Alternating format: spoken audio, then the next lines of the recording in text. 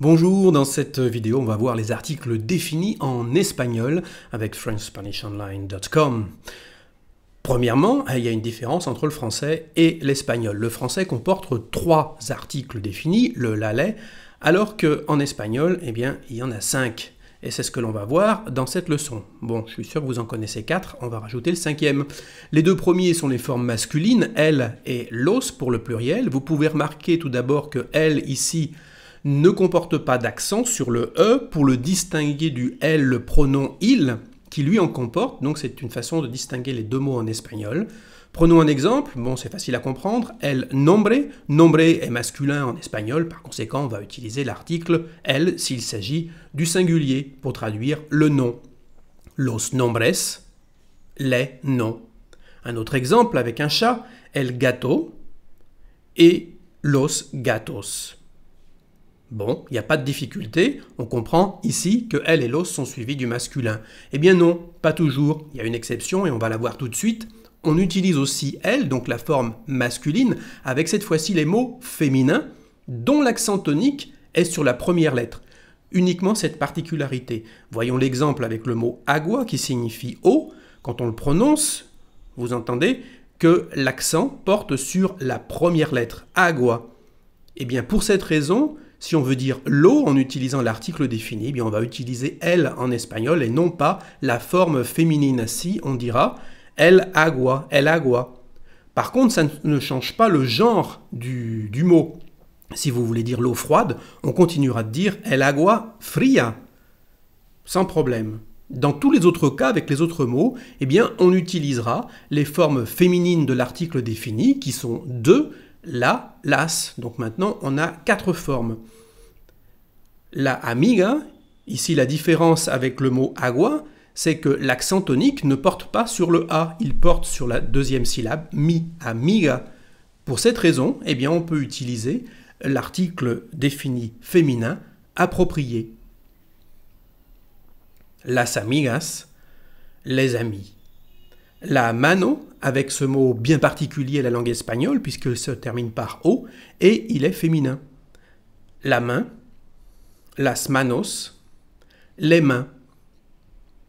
Voyons maintenant le 5e article, l'eau, que l'on va qualifier de neutre. Ça fait partie un peu des idiomatismes, des choses que l'on ne peut pas traduire toujours mot pour mot de l'espagnol au français. Voyons un exemple. Lo bueno es que viniste.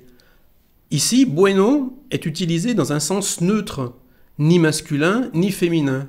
En espagnol, on utilisera par conséquent l'article défini neutre lo. Lo bueno es que viniste. Quelque chose que l'on ne peut pas traduire mot pour mot. En français, on dira peut-être quelque chose du genre « ce qui est bien, c'est que tu es venu ». C'est sympa d'être venu. Quelque chose de ce genre-là. Lo mejor es decir no, un autre exemple. De la même façon, mejor ici est qualifié de neutre, donc on utilise lo. Et en français, on pourra par exemple utiliser là aussi un article. Le mieux, c'est de dire non. Alors on a décidé en français que mieux était masculin, donc on utilise l'article masculin. Le mieux, c'est de dire non. Mais en espagnol, il s'agit de l'article neutre. Donc en fait, maintenant vous comprenez pourquoi il y a 5 articles définis. Les 2 formes masculines, el, los, les formes féminines la et las, et finalement lo pour le neutre. On va voir quelques cas d'usage des différences qui existent entre le français et l'espagnol dans l'utilisation de l'article défini. Par exemple, lorsqu'il s'agit de noms propres, de noms de personnes et dans des phrases longues, bien en espagnol, on utilise l'article défini. Par exemple, ici, on va dire la señora Martínez no llegó.